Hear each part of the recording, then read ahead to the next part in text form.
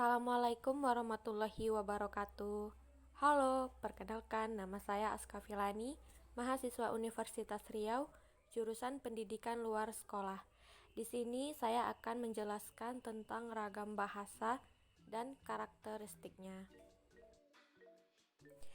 Bahasa diartikan sebagai suatu sistem berupa bunyi atau lambang yang bersifat arbiter, produktif, dinamis, beragam, dan manusiawi yang digunakan untuk berkomunikasi dengan masyarakat.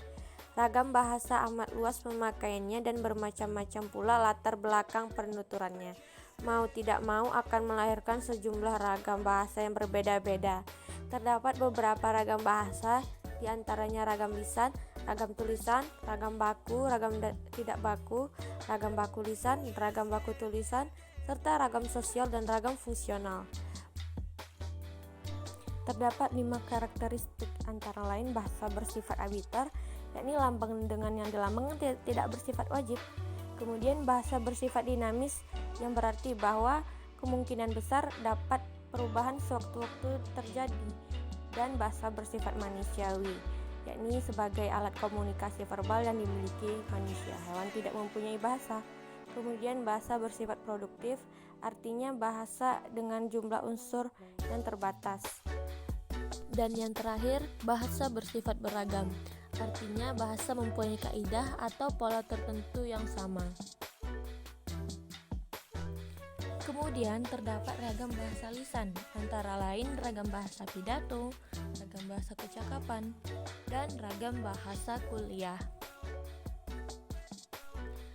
Hal-hal yang menjadi pembeda antara ragam bahasa tulis dan lisan, misalnya 1. Ragam lisan memerlukan orang kedua sebagai lawan bicara, sedangkan tulis tidak. Kedua, fungsi gramatikal, subjek, predikat, objek tidak selalu dinyatakan dalam ragam lisan karena dalam ragam ini penggunaan bahasa sudah dibantu dengan situasi, mimik pembicara, gerakan, dan lain sebagainya. Ketiga, ragam lisan sangat terikat pada kondisi, situasi, ruang, dan waktu, sedangkan ragam tulis tidak terikat. Keempat, ragam lisan dipengaruhi oleh panjang, pendek, dan tinggi rendah suara, sedangkan ragam tulis dilengkapi dengan tanda baca, huruf kapital, dan huruf miring, dan lain-lain.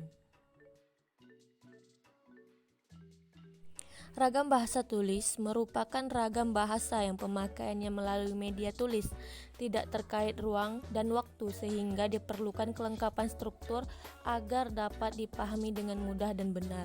Ciri-ciri ragam bahasa tulis seperti santun, efektif, bahasa disampaikan sebagai upaya komunikasi satu pihak, ejaan yang digunakan sesuai dengan pedoman, dan penggunaan kosakata pada dasarnya sudah dibakukan.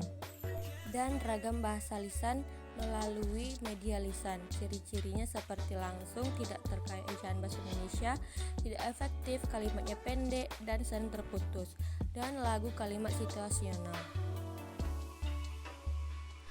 Kemudian ada ragam baku dan tidak baku.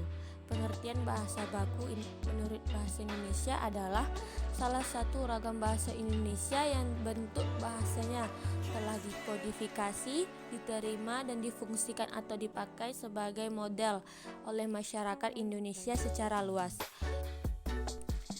Pengertian bahasa tidak baku. Istilah bahasa non-baku ini terjemahan dari non-standard language.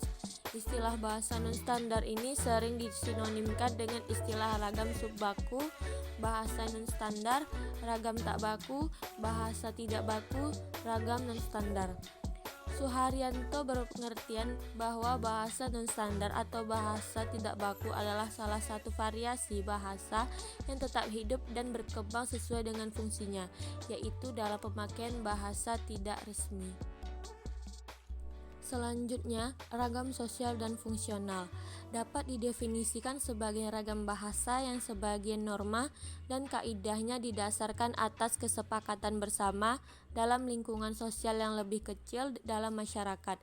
Ragam sosial membedakan penggunaan bahasa berdasarkan hubungan orang, misalnya berbahasa dengan keluarga, teman akrab, atau teman sebaya, serta tingkat status sosial orang yang menjadi lawan bicara.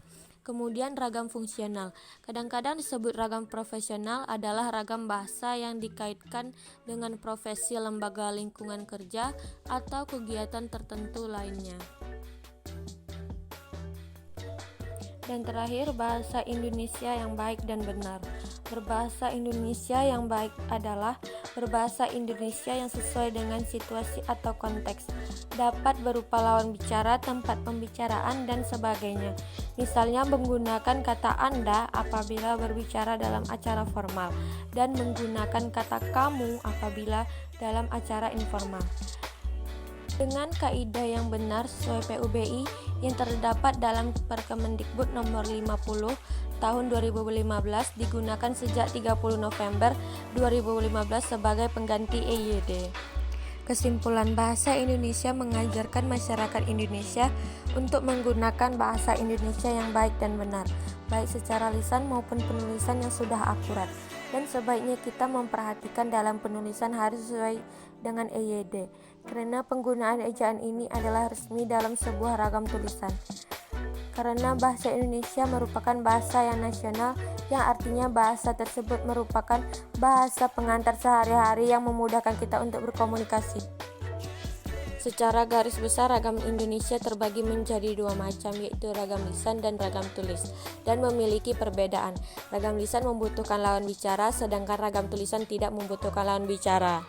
Ragam lisan dapat dimengerti walau tanpa subjek, predikat, objek, dan keterangan. Sampai di sini dulu penjelasan dari saya. Apabila ada kesalahan mohon dimaafkan. Wabillahi taufik wal hidayah. Assalamualaikum warahmatullahi wabarakatuh.